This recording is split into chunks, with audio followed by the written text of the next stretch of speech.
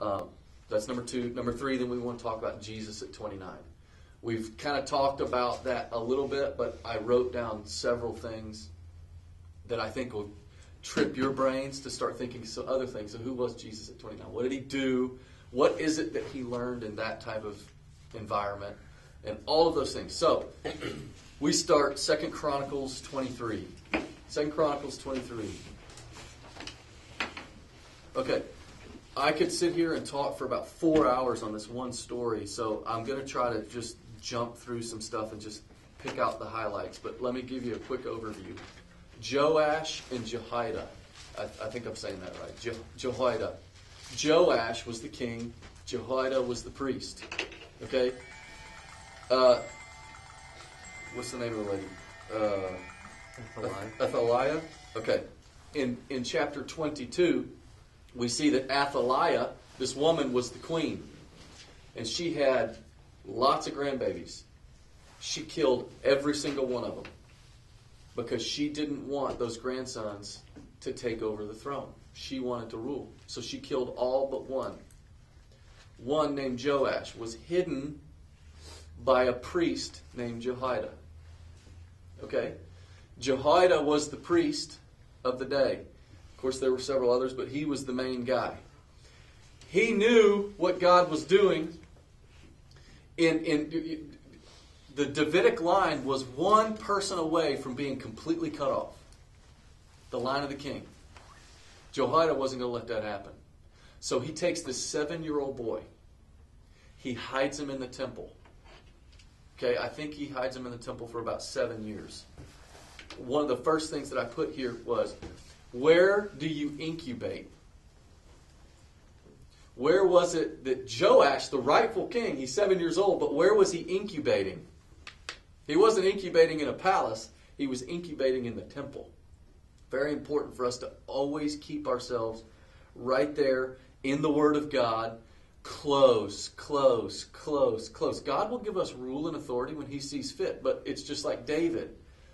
He was about his father's business, but he was spending time with his fathers on the back hills with these sheep. He was incubated. God had him in his little incubator. Okay, so God, He may have you guys in a little incubator, and then, boom, He puts you in a palace. Stay in the incubator in your mind. He puts you in the palace. So, now we see that Jehoiada, the priest, has been hiding the king in the temple. And then we come, now Athaliah is reigning at this point. She was a vicious, I think she was the daughter or granddaughter of Jezebel. So we can see a line of Jezebel. She wants to rule, she wants to reign, she wants to take over, she wants to dominate, she wants dominion. But the king had to push her back. And he couldn't, because he's only 7 years old. So then who stepped up? The priest. Okay, he was about God's business. He was about his father's business. So Pause there for a second. Notice the priest understood his times and knew what he should do. Okay, very involved in the nation. So you see in Braveheart, David and I read the book. It was written in 1297. No, it was written before 12. It was written, after, but it was written by a guy named Blind Harry. And the very opening line of the book is in 1297. William Wallace raised his head. Phenomenal. It's one of the best sentences. But listen to this. Listen to this. Okay, we think about priests. I talked priests in the seat of mercy, and all these things. But priests were bad dudes when they were operating in the kingly anointing back in the Old Testament. Which, in American history, the greatest cries for revolution came from the church. Pastors of the land were the leaders of the government in terms of equipping the men to rule and reign in America and make America what it is today, and in the marketplace. Okay, so Jehoiada, bad dude, priest, right? Wearing the robe, the whole bit. Verse 1, in the 7th year, which I guess Joash is 14 at the time, in the 7th year of hiding, he showed his strength. He raised his head. So what's the first thing that he did? He made a covenant with who? The commanders of units of 100.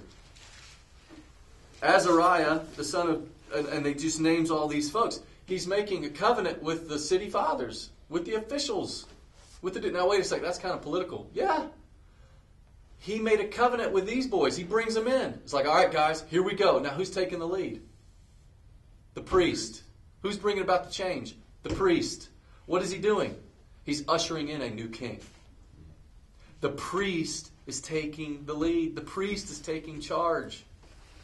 So now we see. All right, let me figure out where we're at. Verse 2 says they went throughout Judah and gathered the Levites from the cities of Judah. So he went and got other ministers to help him out.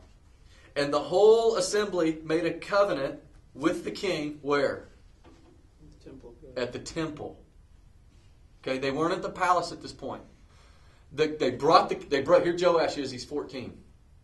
They bring Joash in, and all of these businessmen and city officials, and all of these Levites, these priests, these ministers, get together, and they say, you are king, you are going to be on the throne, and we are going to violently overthrow the kingdom that exists right now.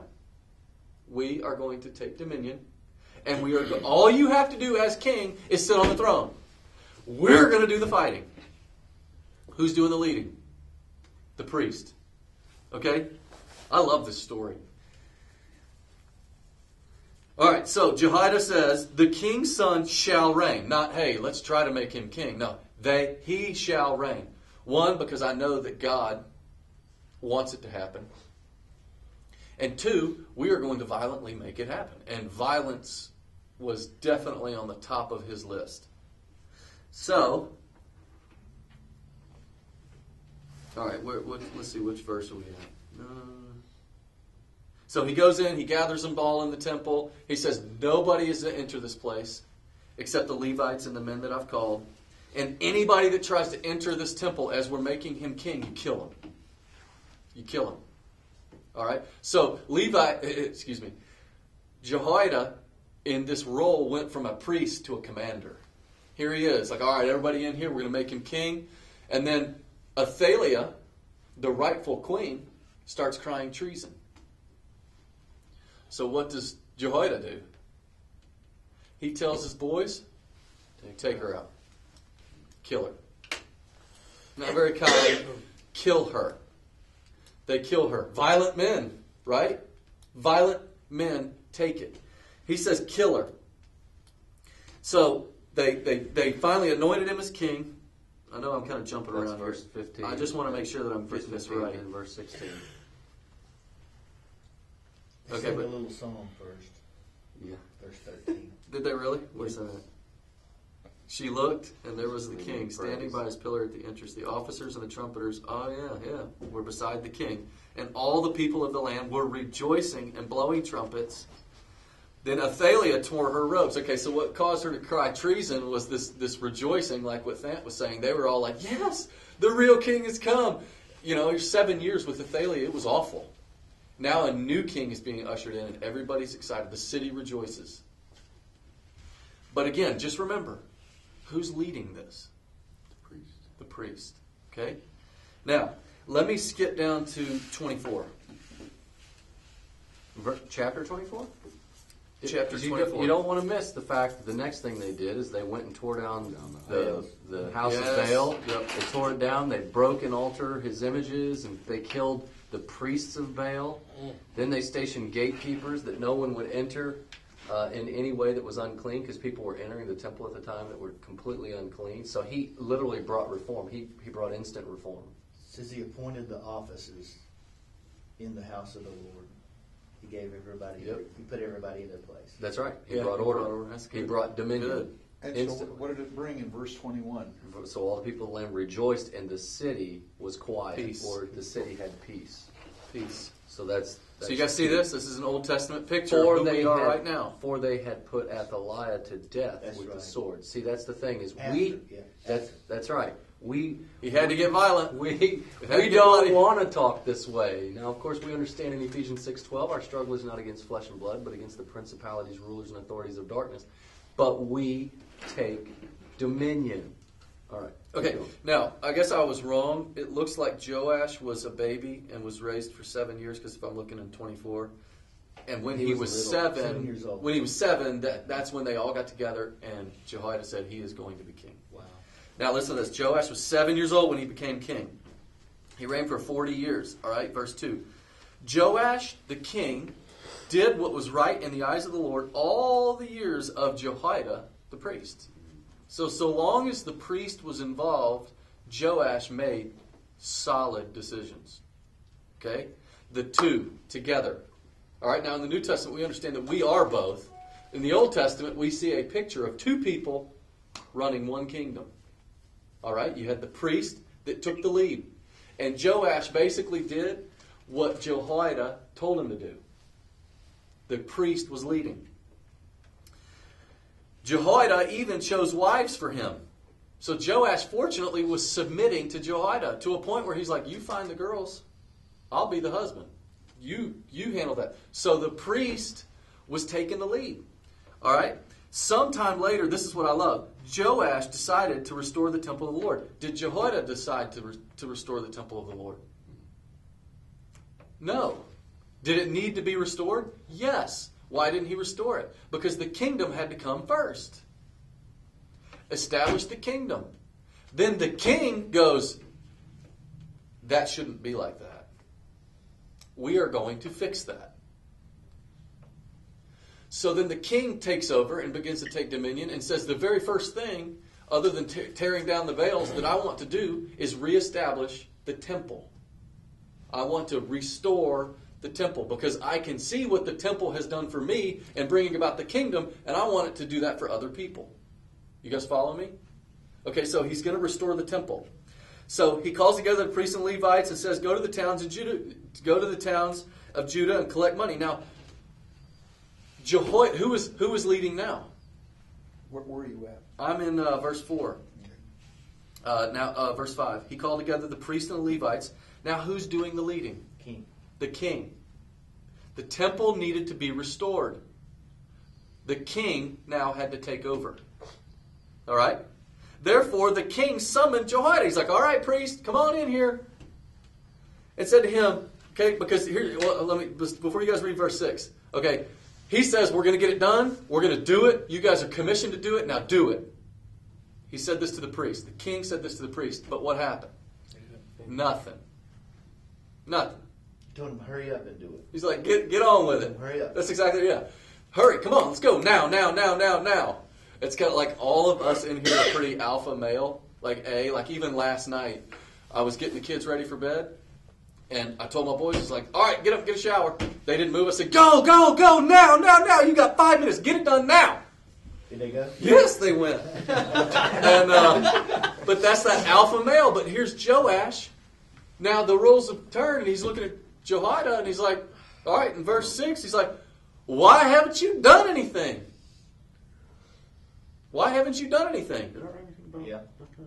That's what he said. Okay, so in verse 6, the king summoned him and said, why haven't you and the Levites done anything? Why haven't you gotten it done? Okay. All right, so verse 8. Verse 8. It says, at the king's command, a chest was made and placed outside at the gate of the temple of the Lord. So here was a money thing. It's like, all right, well, you don't have the money? Well, all right, let's figure out how we can get the money. Let's do this. Now, up until this point, this has never been done before. So the king, in his own ingenuity, says, why don't we just create a box, bore a hole in it, nobody can steal from it because Athaliah's, the sons of Athaliah had broken in and stolen the money, which hindered the temple being repaired. So Joash, in his own ingenuity, goes, well, why don't we do this? So he says, create a box, bore a hole in it, everybody will drop their money in there, nobody can steal it, we're going to bolt it to the sides of the temple. And then guess what happened? All the people It got rejoiced and filled brought up. in their levies and dropped them It in. got filled up. Whose idea was that? The king. So he gets, now all of a sudden, are the temple repairs done? Yes. It's restored. The king brought about the restoration of the temple. It wasn't something that the priests did. David went out and destroyed his enemies, took the plunder, used that to build the temple. Solomon built the temple. Kings built temples. Priests ran and took care of the temples. You guys follow me? Okay? Feel free to jump in. Okay, now, but it doesn't really end all that well. Okay. Verse 17. Look at verse Hold on a 12 second. first. Yeah. Because now they're both working together. Yes. After they started collecting a lot of money, the king and Jehoiada, then they begin to do the work and hire That's right. people. They start collaborating. That's right. Yeah. And it gets done. That's right. That's right. The king had the plan. The men in charge of the work were diligent. Mhm. I love that. And then verse 13, they built There you it, go. they restored it according to its specifications. Yes, that's where we're going to get to that here in just a minute. According to the plan, they rebuilt the temple according to the plan. It's 7 chapters in which book? Exodus talks about the very specific plan of the temple. There's a reason for that. We're going to talk about that in a minute. But they first ordered the kingdom according to God's plan, the Davidic line. Jehoiada, who had been studying the scripts, knew this boy cannot die because it's this is the lineage where the Messiah is coming. He kept and he restored the kingdom according to God's plan. Then they restore the temple according to God's plan. There was one thing in verse 11 that I had written down. Whenever the chest was brought in by the Levites to the king's officials, they saw that there was a large amount of money. Now, who is it that would empty the chest? The royal secretary and one other person, the officer of the chief priest, would come and empty the chest and carry it back to its place. King, the king's guy, the priest's guy were in charge of the money. Very important that the king priest is in charge of the money. You've got to have both. One came up with a plan and one knew what to do with the plan.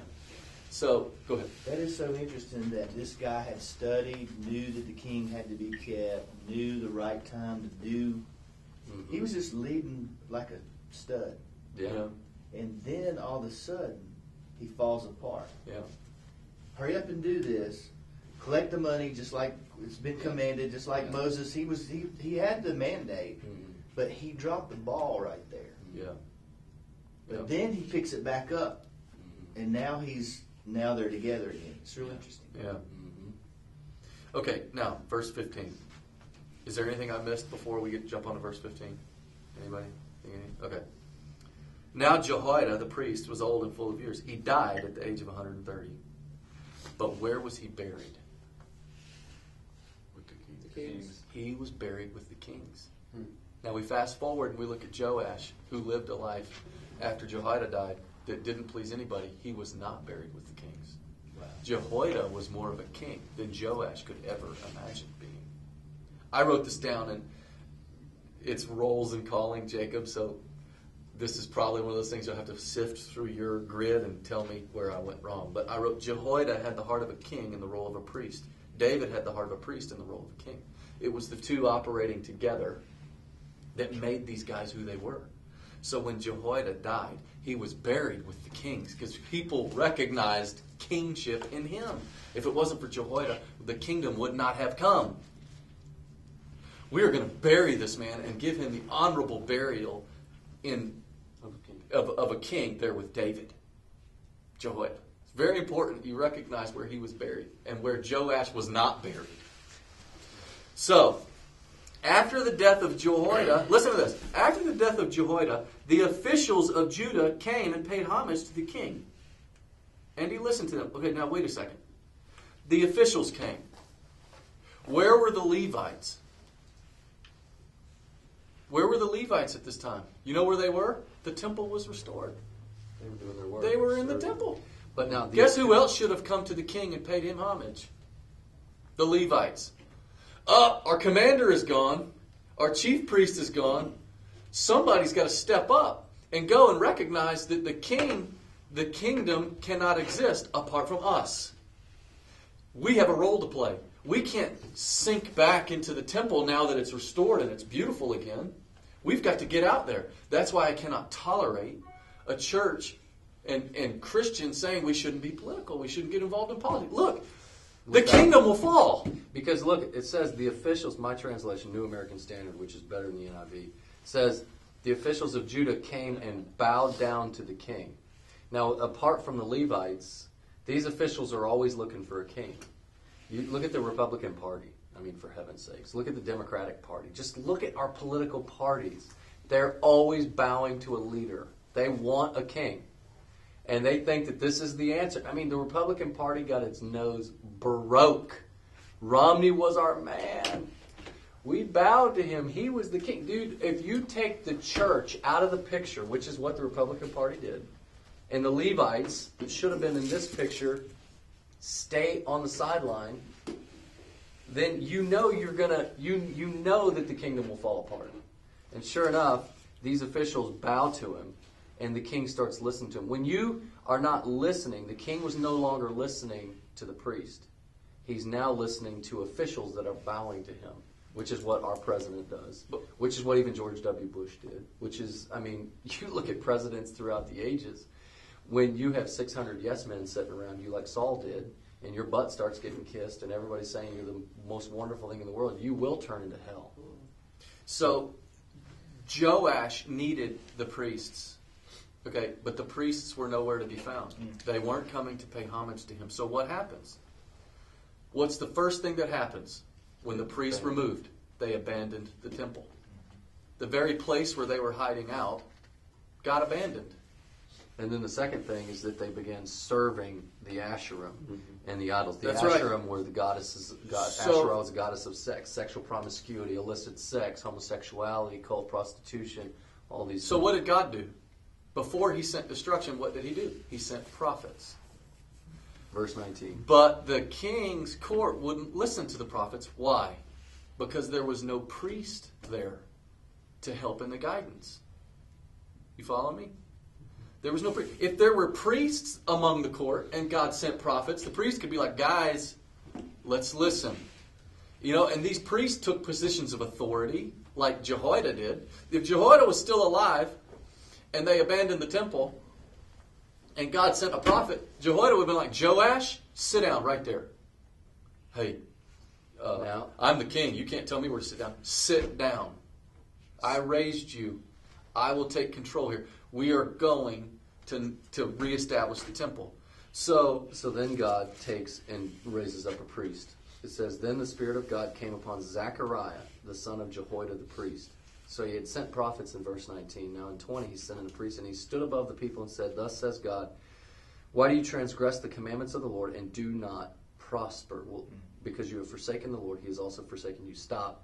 Just take a picture of America right now. I mean, take a picture of America. This is exactly. So instead of listening, which is what we should do, which is what we've done in our nation many times, they decide, they conspire against him at the command of the king, and they stone him to death in the court of the house of the Lord. So now the king had turned.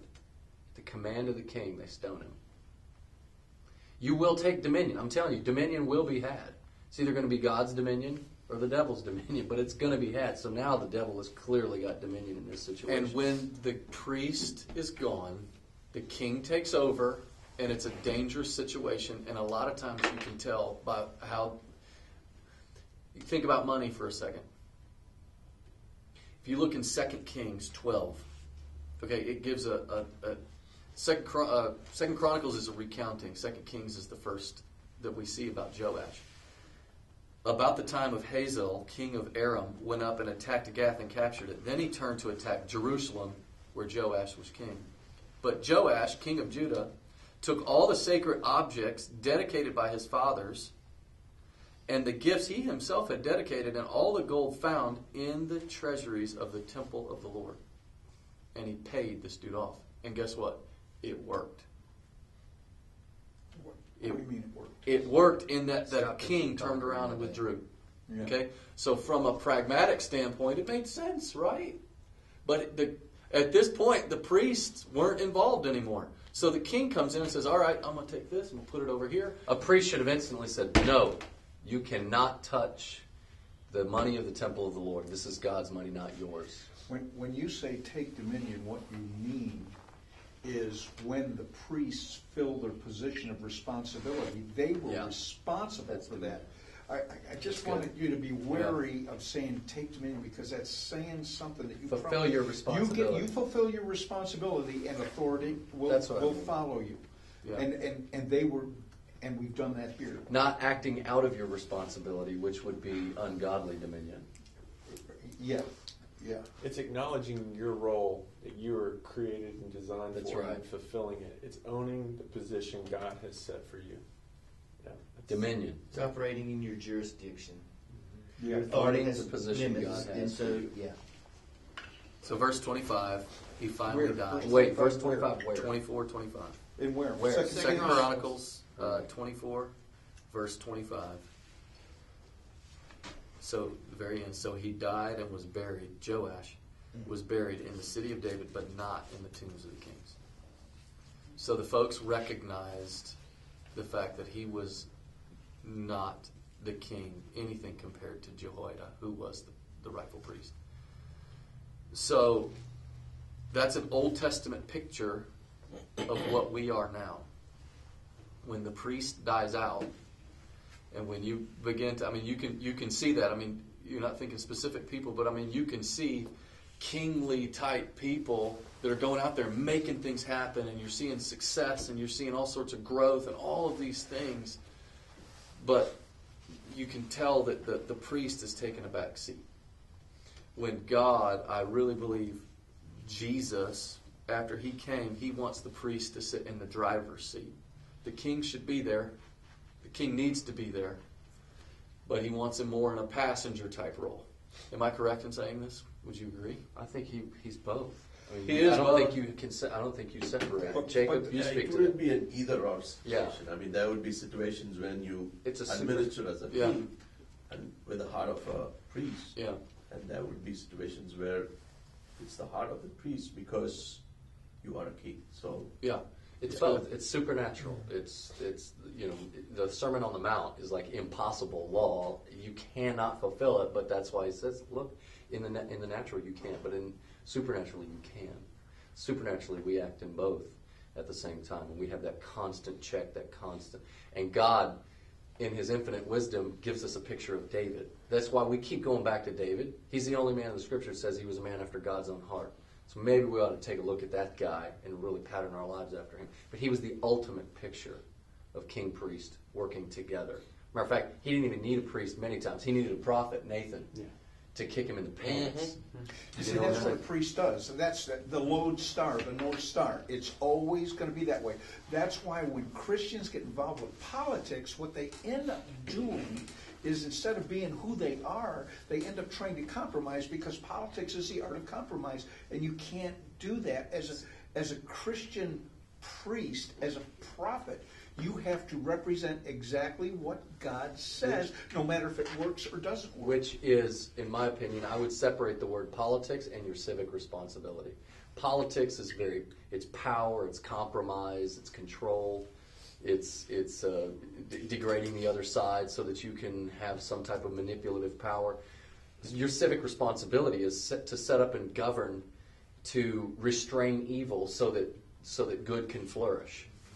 And John Calvin, who is one of the reasons why we have such a strong governmental system, a lot of the founding fathers used some of his stuff.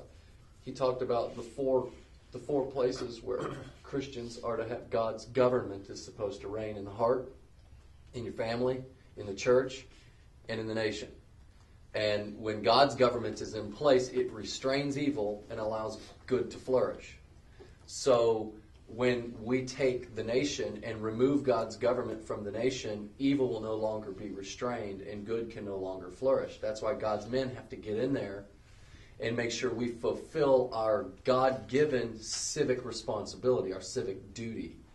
So when I use the word politics, churches don't want to get involved in politics. Well, the reason why is because they don't want to be compromisers. They don't want to malign another political party. It's like pastors don't want to say, you Democrats are a bunch of losers. You Republicans are a bunch of greedy spendthrifts. Okay, so they don't want to get into that battle. So what you do is you just create the paradigm where, look, politics is one thing. We throw that out. Civic responsibility is a whole other ballgame, and that's where you belong.